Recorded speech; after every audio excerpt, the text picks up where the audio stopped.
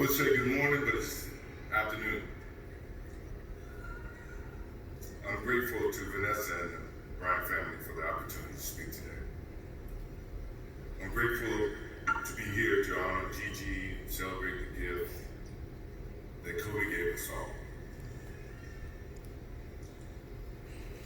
What he accomplished as a basketball player, as a businessman, and a storyteller, and as a father. In the game of basketball, in life, as a parent, Kobe left nothing in the tank. He left it all on the floor.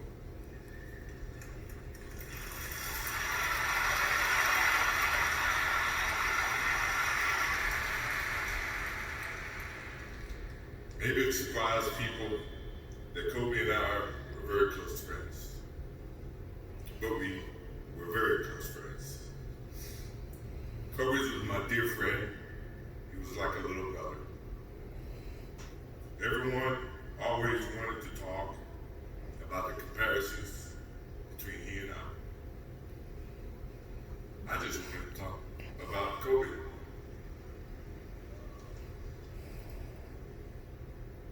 You know, all of us have brothers and sisters, little brothers, little sisters who, for whatever reason, always tend to get in your stuff, your closet, your shoes, everything. It was a nuisance, if I can say that word. But that nuisance turned into love over a period of time, just because the admiration that they had for you as big brothers, big sisters. The questions, the wanting to know every little detail about a life that they were about to embark on. He used to call me, text me, 11:30, 2:30, 3 o'clock in the morning. Talking about post-up moves, footwork, and sometimes the triangle. At first, it was an aggravation.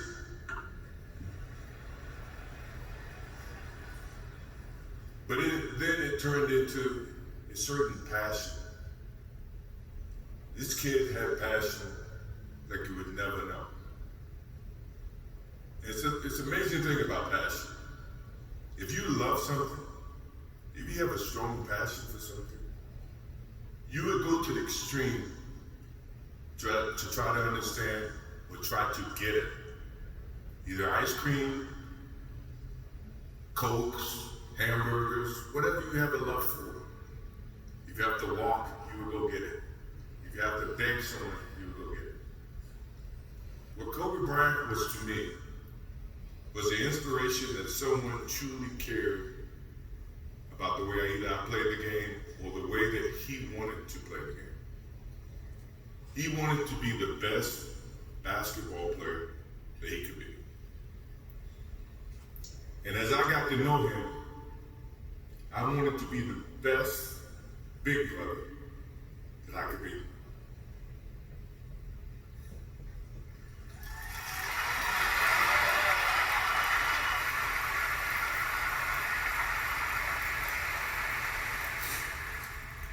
To do that, you have to put up with the aggravation, the late night calls, or the dumb questions. I took great pride as I got to know Kobe Bryant that he was just trying to be a better person, a better basketball player. We talked about business. We talked about family. We talked about everything. And he was just trying to be a better person.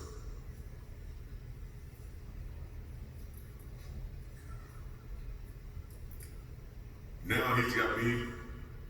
I'll have to look at another crime meme for the next.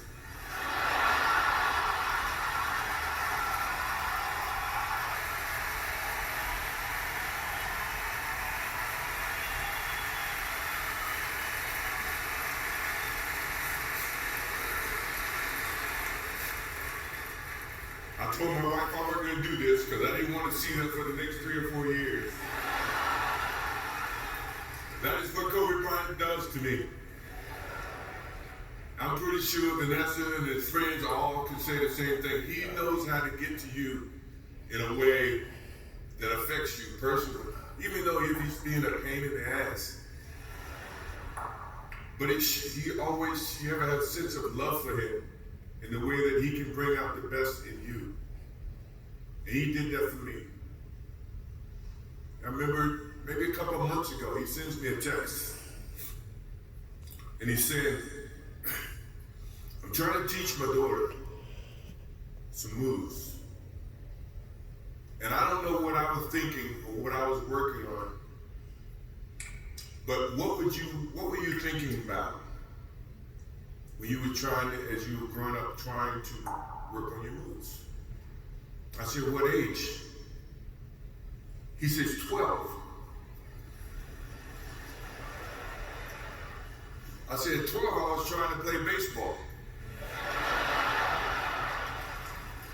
He sends me a text back saying, laughing my ass off. And this is at 2 o'clock in the morning. But the thing about him was we could talk about anything that related to basketball, but we could talk about anything that related to life. And we, as we grow up in life, rarely have friends that we can have conversations like that. Well, it's even rare when you can grow up against adversaries and have conversations like that. I went and saw Phil Jackson in 1999, maybe 2000. I don't know when Phil was here in LA. And I walk in and Kobe's sitting there. And the first thing, I'm in a suit. The first thing Kobe said, did you bring your shoes? No, I wasn't thinking about playing. But his attitude to compete and play against someone he felt like he could enhance and improve his game. To me, that's what I loved about the kid. Absolutely loved about the kid. No matter where he saw me, it was a challenge. And I admired him because his passion, you rarely see someone who's looking and trying to improve each and every day, not just in sports, but as a parent, as a husband. I am inspired by what he's done and what he shared with Vanessa and what he shared with his kids. I have a daughter who's 30, I became a grandparent. And I have 2 twins. I have twins at 6.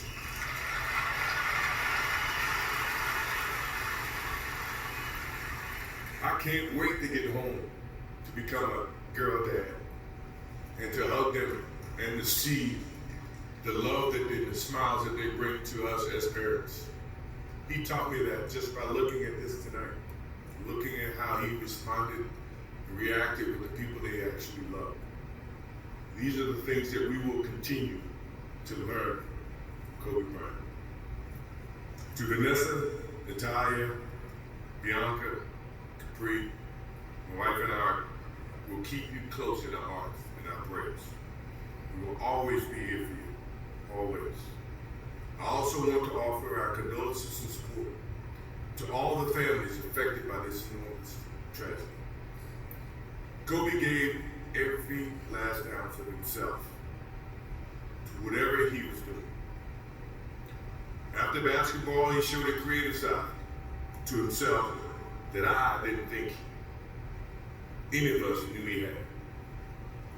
In retirement, he seemed so happy. He found new passions, and he continued to give back as a coach in his community. More importantly, he was an amazing dad, amazing husband, who dedicated himself to his family and who loved his daughters with all his heart. Kobe never left anything on the court. And I think that's what he would want for us to do. No one knows how much time we have. That's why We must live in the moment. We must enjoy the moment. We must reach and see and spend as much time as we can with our families and friends and the people that we absolutely love. To live in the moment means to enjoy each and every one that we come in contact with. When Kobe Bryant died, a piece of me died. And as I look in this arena and across the globe, a piece of you died. Or else you can be here. Those are the memories that we have to live with and we learn from. I promise you, from this day forward, I will live with the memories of knowing that I had a little brother and I tried to help in every way I could. Please, rest in peace, little brother.